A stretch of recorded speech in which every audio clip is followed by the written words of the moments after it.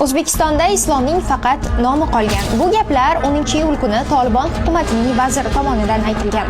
Sizlarga maslahatim boshqa davlatlar va xalqlarning e'tiqodini muhokama qilishdan oldin o'z amallaringiz va yurtingizdagi real achchiq haqiqatga bir nazar solsangiz juda yaxshi bo'lardi. Islom bu tinchlik va rahm shafqat dinidir.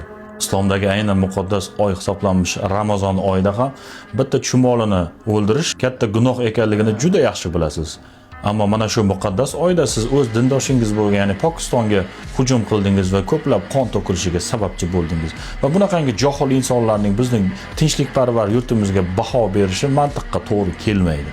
Siz joriy etgan tuzum ostida xotin-qizlar va yosh go'daklar insoniy huquqlardan butunlay mahrum etildi. Sizlar qizlarning ta'lim olishini, maktabga va universitetlarga borishini taqiqlab, millatning kelajagini qorong'ulikka mahkum etdingiz. Ayollarni ijtimoiy hayotda butunlay o'zib, ularni xuddi bir jonsiz buyumdek uyda qamab qo'ydingiz. Voyaga yetmagan, hali oq-qorani tanimagan norasida qizlarni majburlab turmushga bermoqdasiz.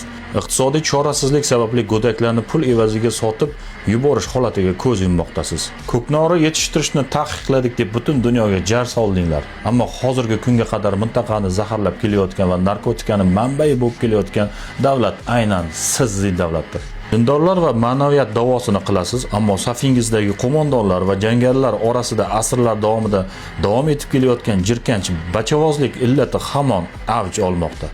O'zbekiston dunyoviy davlatdir. Bizning davlatda turli din vakillari bemalol erkin hayot kechirib kelishmoqda. Ammo sizlarda-chi? Siz bunaqangi keskin fikrlar bilan birinchi marta bayonot berayotganingiz yo'q, to'g'ri. Ammo siz bizga javob qaytarmayapti deb xomtama bo'lmang. To'g'ri, bizdagi ayrim qo'shtirnoq ichidagi siyosatshunoslarning sizlarga javob qaytarishga aqli ham, jur'ati ham yetmaydi. Sababi ularning qiladigan ishi 24 soat Rossiyaning siyosatini chaynab o'tirishdir.